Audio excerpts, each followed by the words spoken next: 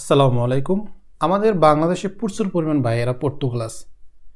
Italy এবং Portugal, France, Spain এই কয়টা দেশে মানে দেখা যায় বেশি। তো ইদানিং পর্তুগালে প্রচুর পরিমাণ বাংলাদেশি আমাদের ভাইরা আছে। তো তাদের জন্য আজকের এই ভিডিওটি, যে তাদের অবশ্যই উপকার হবে। আর বিভিন্ন দেশে যারা অনেক দিন পর্যন্ত আছেন, যাদের কাগজপাতি হচ্ছে না, অবশ্যই আপনারা পর্তুগাল গেলে আপনাদের কাগজ হবে। মানে পর্তুগালে যদি আপনি আসেন, এসে আপনি খুব সহজে আপনি কাগজ করতে পারবেন। এরকমের আপনাদের কিছুটা ছাড় রয়েছে এবং ওখানে আপনি কম বেতনে খুব সহজেই কাজ পাবেন। পর্তুগালে আপনি যখন থাকবেন, কিসে আপনার লাভ? পর্তুগাল কিন্তু আপনার 6 থেকে 7 বছর শুধু আপনি মনে করবেন যে আপনি বাংলাদেশে আছেন। মানে বাংলাদেশে যেরকমের একজন লোক যদি 40,000 টাকা 50,000 টাকা ইনকাম করে, পর্তুগালে ওই রকমের একজন লোক ইনকাম করতে আছে। হয়তো বা কেউ কেউ একটু বেশি ইনকাম করতে আছে।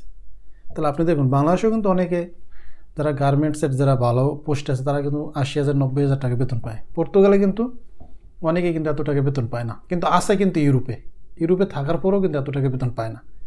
তাহলে এই জন্য আমাদেরকে এটা বুঝতে হবে যে আপনাকে ধৈর্য ধরে কিন্তু এখানে এত বছর আপনাকে থাকতে হবে। নর্মাল যদি আপনার রেসিডেন্ট পারমিট থাকে, সেটা তো আছেই। তবে আপনাদের সব থেকে ভালো হবে, আপনি যখন পর্তুগালে আপনি যাওয়ার পরে 2 বছর পরে যখন আপনি পর্তুগালের রেসিডেন্ট পারমিট পাবেন, তারপরেই আপনার প্রথম ধাপই হবে আপনি পর্তুগালের ল্যাঙ্গুয়েজের উপরে গুরুত্ব দেবেন, ভাষা শিখবেন। পর্তুগালের ভাষাটা আপনি শিখবেন। কারণ যদি আপনি পর্তুগালে থাকতে চান, আজকের ভিডিওটি যারা পর্তুগালে থাকতে চান তাদের জন্য।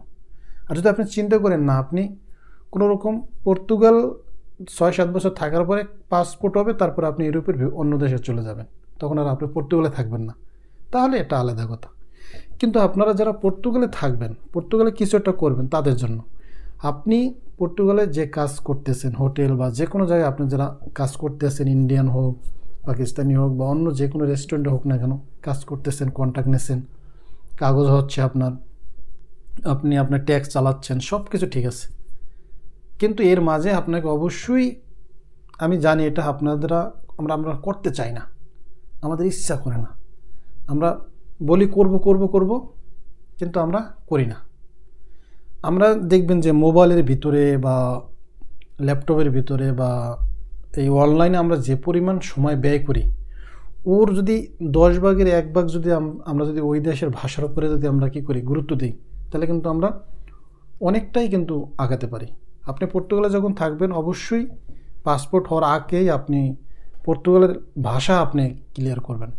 মনে রাখবেন, পর্তুগাল, ইটালি, স্পেন এই 3 দেশের ভাষা কিন্তু মানে মিল রয়েছে। যদি আপনি একটা দেশের ভাষা ভালোভাবে পারফেক্টভাবে শিখতে পারেন, তাহলে আপনি 3 দেশে যে কোনো দেশে গিয়ে আপনি কিন্তু সব কিছু করতে পারবেন, কোনো সমস্যা হবে না। তো পর্তুগালে আপনি ভাষাটা কেন শিখবেন? এই জন্য শিখবেন, ওখানেই আপনি একটা ব্যবসা দেবেন। কারণ আপনি ওখানে যে কাজটা শিখতেছেন, যে কাজ করতেছেন, মাসে 50,000 60,000 টাকা বেতন পাচ্ছেন যে কাজ করে, ওই কাজটা তো আপনি পারতেছেন, বুঝতেছেন। ওই কাজের উপরেই আপনি একটা ব্যবসা দেবেন। আপনি চিন্তা করবেন যে এই ব্যবসাটা দিতে কত টাকা লাগে, কত টাকা পুঁজি লাগে। আর আপনার কাগজ তো আসতেই আছে, আপনার লাগবে পুঁজি আর আপনার লাগবে ওই দেশের ল্যাঙ্গুয়েজ। এই 2টা জিনিস থাকলেই কিন্তু আপনি কী করতে পারবেন, এই ব্যবসাটা ওই দেশে দিতে পারবেন। যখন আপনি ওই দেশে চিন্তা করবেন, আপনি কি মনে করেন আপনি 7 বছর 8 বছর পর্তুগাল থাকার পরে আপনি ডেনমার্কে আসবেন, বেলজিয়াম আসবেন, জার্মানিতে আসবেন, এই সমস্ত দেশে এসেই আপনি টাকা কামাতে পারবেন, ভালো থাকতে পারবেন না।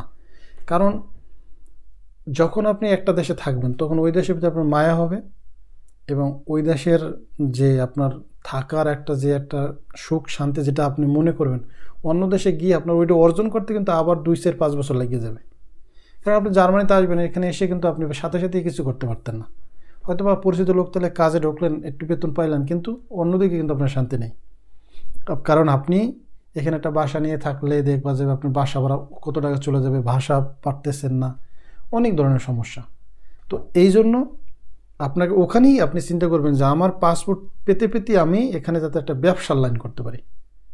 কারণ পর্তুগালে কিন্তু ব্যবসা যারা একটা লাইন দেয়, তারা কিন্তু 2-5 জনরা কিন্তু কন্ট্রাক্ট হতে পারে, কাজের কন্ট্রাক্ট।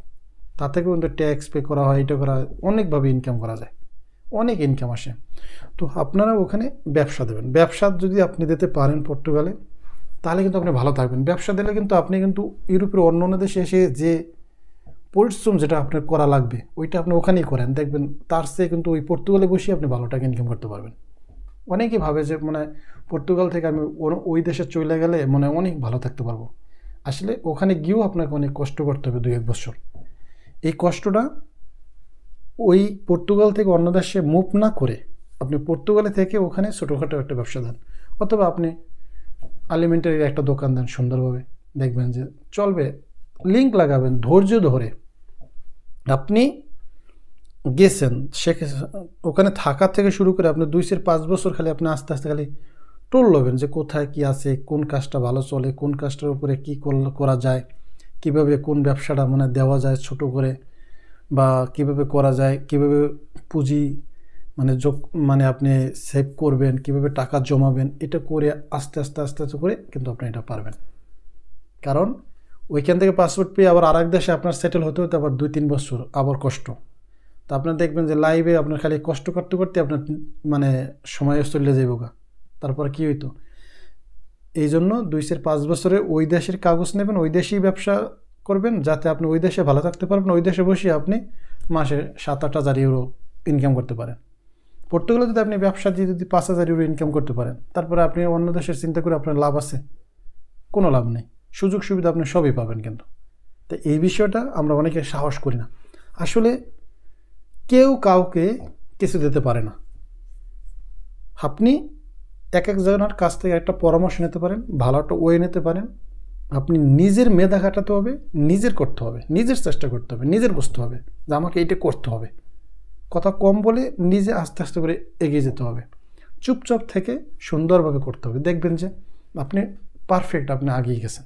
আর যদি এটা না করেন তাহলে কিন্তু কোনোদিন আর হবে না, এটা হবেই না।